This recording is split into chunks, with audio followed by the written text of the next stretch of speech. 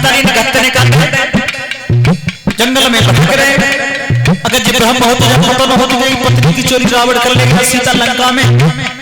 भोले बाबा बोले तुम्हें नहीं पता मानुष लीला दर्शाई जा रही है। सती की तुम्हारी बात ना मानूंगी। बोली सती ने कई बात है सही मान नहीं पाओ तो परमा ब्रह्म अवतार जान करियो।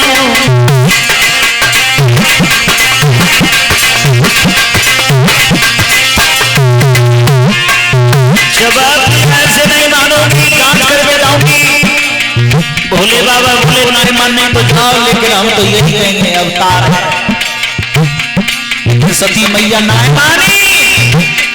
भोले बाबा ने फिर गोदी माए और भगवान श्री राम से विनती कर रहे प्रभु वही बड़ी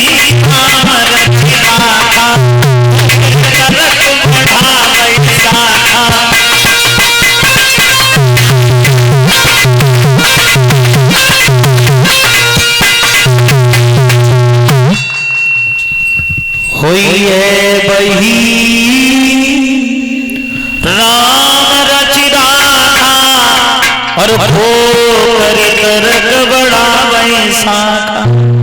अगर सती मैया की बुद्धि बिगड़ रही है तो जावे प्रभु कछ तुम्हारी माया है तुम्हारी लीला है हमें दोष मत देना। भोले बाबा ने बहुत नाई करी नाई करते सती मैया कछ दूरी पड़ी और पार सती सीता को रूप बनाए के और राम के सामने पहुंच गई। लक्ष्मण तो चक्कर में पड़ी हुई कि भैया इन्हें ढूंढ रहे पता नहीं कहां आती हैं। लेकिन राम ने लक्ष्मण को बोलने का अधिकार नहीं दिया। लक्ष्मण कुछ कहना चाहते थे तब तक राम बोले मैया आज अकेली कैसे डोल रही है। बैल की पीठ पे बैठे हुए भोले बाबा कहां रह गए। जैसी जी सुनी कि भोले बाबा कहां रह गए समझ की तो वास्तव में अवतार है। सर्व के मारे धरे भाजी हजारों राम हजारों लक्ष्मण हजारों सीता दिखाई दे चक्कर खाए के धरती पे बैठ गई। जैसे तैसे भोले बाबा के जौरा पहुंची। बाबा ने पूछी जांच करिए। अब झूठ बोली का झूठ बोली मैंने कोई जांच नहीं करी। अरे कछो ना परीक्षा लीन गोसाई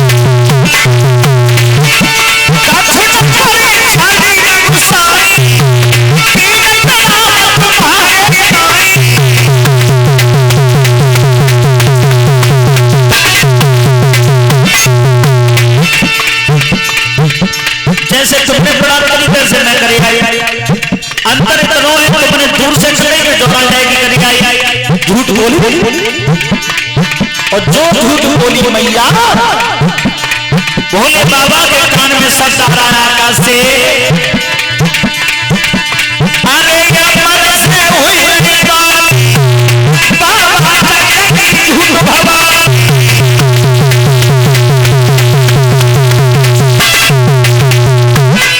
शब्द आया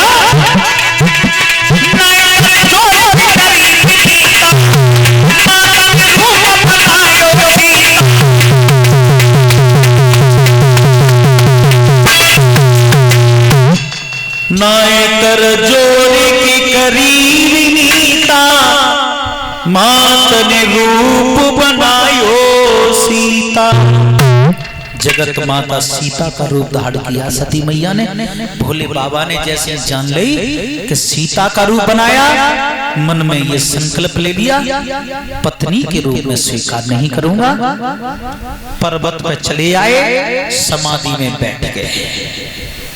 सती मैया समझ गई जो मैंने चोरी की इनसे जो झूठ बोला उसके बारे में इन्हें पता लग गया और ये नाराज हैं अब बोलते नहीं है तो मेरा ये शरीर छूट जाए। क्या सोच रही है सती मैया मेरा ये शरीर छूट जाए और देखा होगा आप लोगों ने, पति पत्नी में अगर नेक टकरार है जाए तो मालूम है 60% कौन सी भाषा आते तो पोखरा में कूद के मत जाइए, बालक है गए बड़े बड़े करवे खाए भी वो नाते जरूर।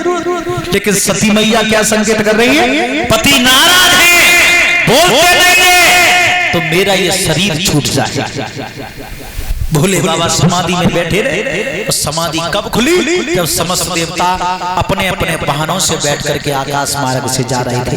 सती मैया ने पूछी बाबा हाँ ये सब कहाँ जा रहे हैं? भोले बाबा बोले तुम्हें नहीं मालूम, मुझे नहीं मालूम, तो तुम्हारे पिता के घर पे यज्ञ चल रहा है, ये वहां जा रहे हैं। सती ने की तो बाबा तुम नहीं चलोगे? बोले हम काय को जाएं। सती ने की जी सब काय को जा रहे हैं, देवता इकट्ठे हैं जी, इनके लिए नौ तो आओ है, हमारे नौ तो ना आओ। सती ने कही मेरे पिता के घर पे यज्ञ चल रही हो और नौ तो ना हो कैसे है जाएगो, नौ तो जरूर आओ, नौ तो रास्ता में रहेगो। भोले बाबा बोले रास्ता में नहीं रह गया, नौता ही नहीं दिया तुम्हारे पिता ने हमें। सती ने की नो तो नहीं आओ तो का परेशानी है, बिना बुलाए चलो जाए, नातेदारी है। भोले बाबा बोले तुम चली जाओ, मैं नहीं जाऊंगा, मैं नहीं जा सकता। सती ने कही मैं तो जाऊंगी। भोले बाबा बोले मत जाओ, मान जाओ, सम्मान नहीं होगा। बोले अरे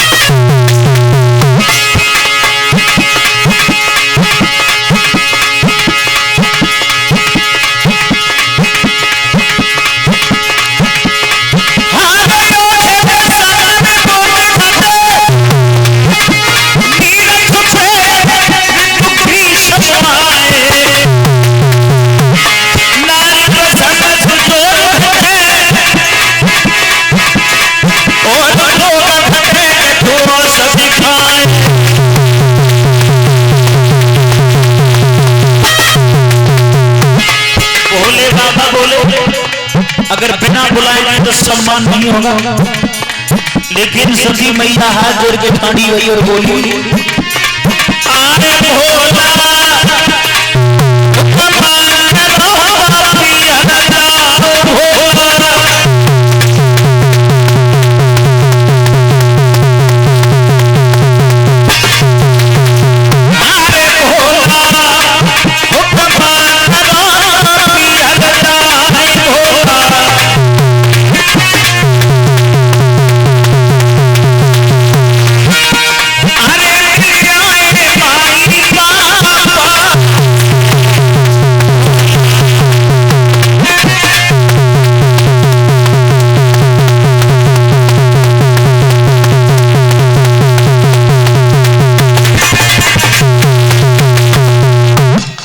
बार बार अनुरोध किया बाबा मैं जाऊंगी। भोले बाबा ने फिर ज्यादा जिद नहीं करी, रोके क्यों? संसार में तीन ही हट हैं, राजहट, बालहट और तीसरी त्रियाहट।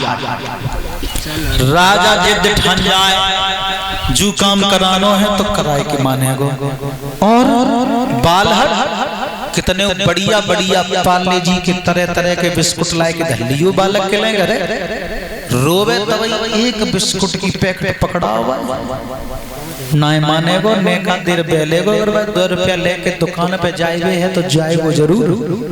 और तिरिया इनको तो परमात्मा ही मालिक है। एक दिन तो ऐसो आतो इनके छटके दो को, अगर जो 2 ले जाए भी की जिद कर रही हो तो चुपचाप जेब में 3 रुपया दे दो निकाल किराए के लिए, और ना है तो काऊ पे तो उधार लेके दे दो।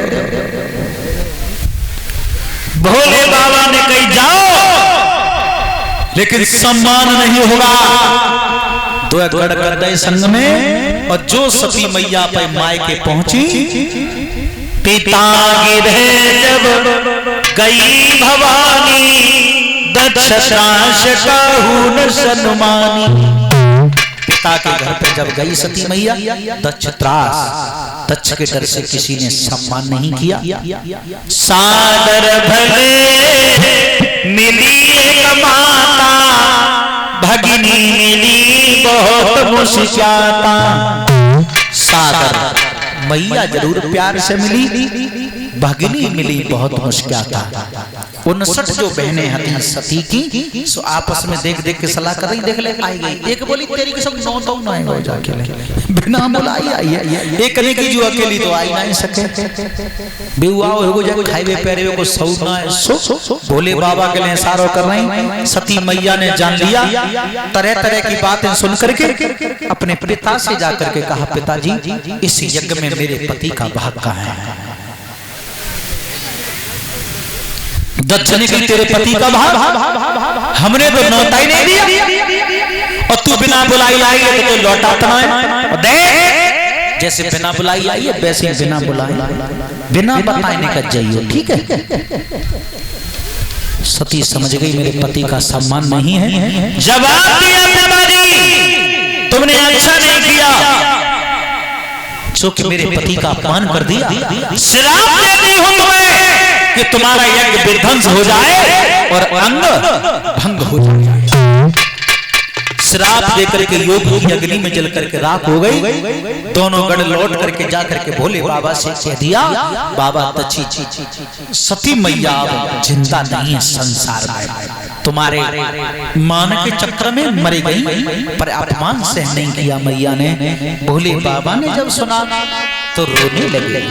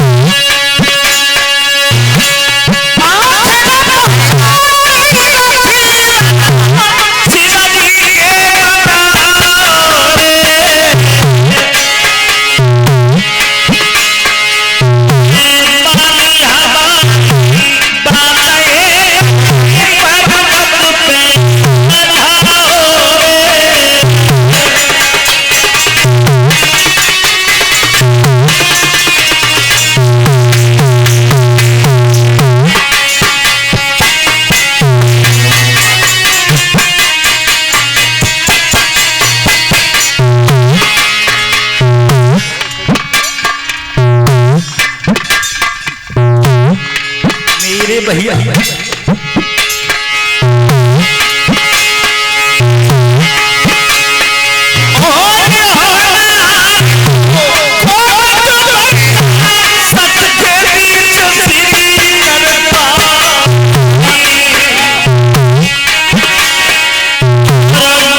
सती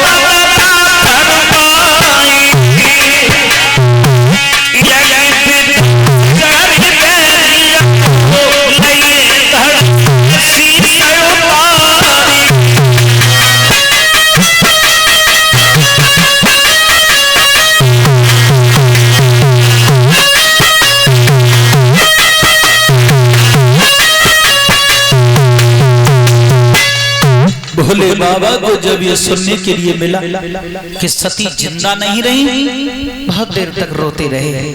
रोते रोते कुछ ख्याल आया, जटा फाड़ करके पर्वत पर पटकी वीरभद्र नाम का गढ़ उत्पन्न हुआ। आदेश दे दिया, जाओ जाते जाते यज्ञ विध्वंस कर दो, सिर काट करके जमीन पर गिरा दो, इतना काम करके लौट के आओ। वीरभद्र गया, जो यज्ञशाला में कदम रखा, क्या देखा, एक कोने पे तखत पे महात्मा बैठे, तखत उठाए के फेंक दे, कलश उठाए के फेंके, कहूं कलश न दे, कहूं नारियल, कहूं गोला, कहूं यज्ञाचार्य, कहूं चौकी, हाथ में तलवार लेकर के दक्ष का धड़ से सर अलग कर दिया।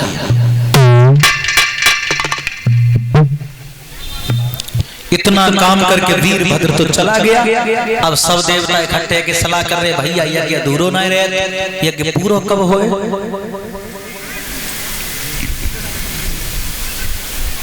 यज्ञ पूरा तब हो जब दक्ष अपने हाथ पे पूरा आहुति लगाएं, और आहुति तब लगे जब दक्ष जिंदा हो। देवता पहुंच गए भोले बाबा के जोरा, बाबा हाँ तुम्हारे जोरा आए, दिख रही है मेरे ही जोरा आए, क्यों आए? बोले यज्ञ अधूरो न रहे तो यार तुम जानते हो, हम जानता है। भोले बाबा बोले जो तो हम जानते हैं यज्ञ अधूरो न रहे, तुम जोरा क्यों आए? बोले यज्ञ पूरा करवाए, चलो। भोले बाबा बोले आज आए, और बाद में पे वाहनों पे बैठ के आकाश मार्ग से जा रहे थे, काऊ ने पूछ ले कि नहीं बोले चलो इन्हों की ससुराल है मां, आज सब आए। भोले बाबा से कई देवतन ने, बाबा नाराजगी दिखाइयो पे ससुरारियन, नो तो ना दो तो उन्ने ना दो, जब हमारी का कभी। भोले बाबा विचार कर रहे, बात तो सही है, और सती ने श्राप दोए दे यज्ञ विध्वंस हो जाए, यज्ञ में विघ्न तो पड़ गया, एक श्राप दे के और मरिए, अंग भंग हो जाए। जी कई काले रंग को बकरा ढूंढवा, काले रंग को बकरा ढूंढवाए, भाई गर्दन कटवाए, दक्ष के धड़ पे जमा दिया और दक्ष को जीवित कर दिया। शरीर हो गया मनुष्य का और मुंह हो गया बकरे का, अंग भंग हो गया। यज्ञ सफल कराने के बाद समस्त देवता अपने अपने धाम के लिए चले गए। एक तारकसुर नाम का राक्षस हुआ, देवताओं को तंग करने लगा। देवताओं ने ब्रह्मा जी से अनुरोध किया, ब्रह्मा जी ने बताया इस राक्षस का वध शिव जी का लड़का करेगा। देवता बोले सती मैया बहुत दिन पहले की जरेगी, उन्हें पता कोई संतान नहीं आती, जवाब दो। तो भोले बाबा को ब्याह करवा किंतु ब्रह्मा जी ने कही अभी वो लड़की पैदा ही ना है भाई, पैदा ना है भाई, मतलब देवता ने कही बाबा ब्रह्मा जी हमें वायदा बहुत छोटा दे रहे हैं, अब लड़की पैदा ना है भाई।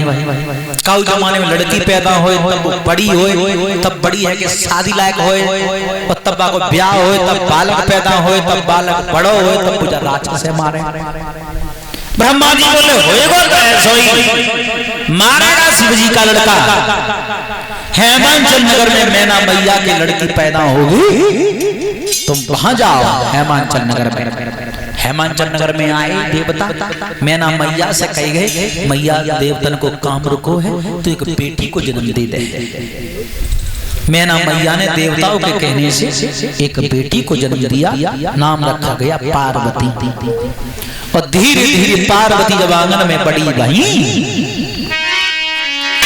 अरे बेटिया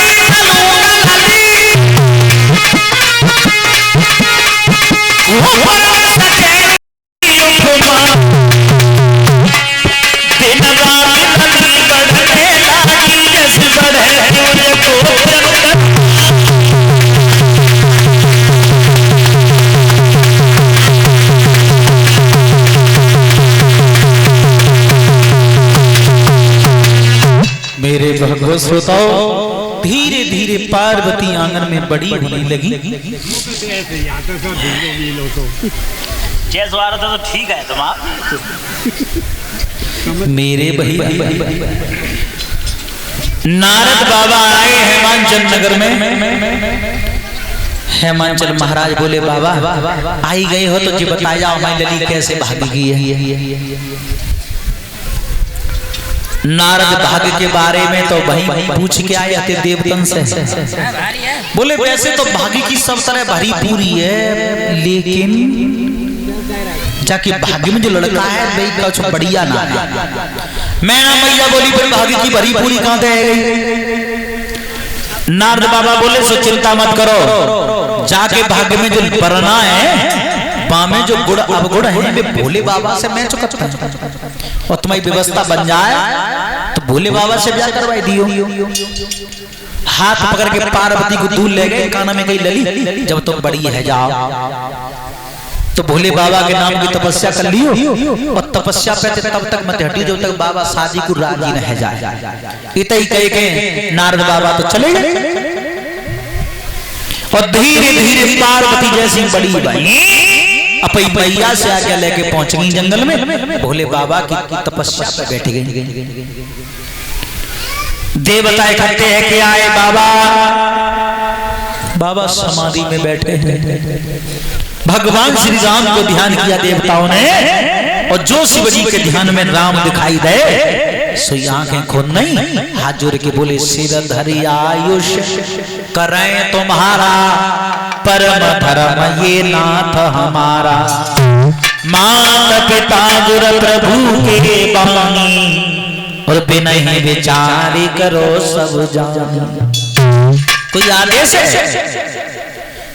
भगवान श्री राम ने कहा आदेश ये है तुम अपना विवाह कर लो।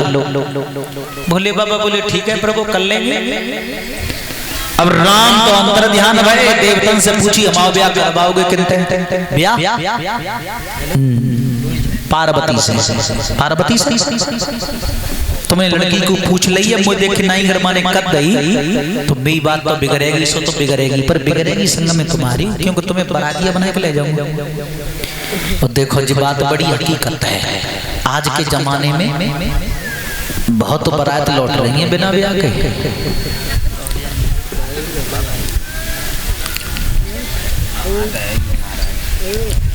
भोले बाबा ने कहा अगर लड़की ने मुझे देखे नहीं कर दी तो देवता विचार कर रहे बात तो सही है, सालन को टाइम में खा जाता है जे नहाता धोता लड़की ने अगर इन्हें देख नहीं कर दी तो बात बिगड़ जाएगी। सप्तऋषि से कही तुम जांच करके आओ लड़की शादी कर लेगी क्या ना। सप्तऋषि जंगल में गए, कही बाबा जांच करो लड़की की। आपस में महात्मा सलाह कर रहे हैं। एक बाबा ने कही लली हाँ हाँ हाँ हाँ काय को बैठी हो क्या कर रही हो? सब मौकरिया परे होती रो काय को बैठी बेटा? बाबा मैं तपस्या कर रही हूँ। तपस्या किन किन? भोले बाबा के नाम की। काय को ब्याह करूंगी उनसे ब्याह? सप्तऋषि बोले तेने भोले बाबा को देखो ना ना ना ना देखिए हमारी बात मान जा। वो तो काऊ जमाने को बाबा है तो जाते ही जाते विधवा होना पड़े। सांप लटके रहते हैं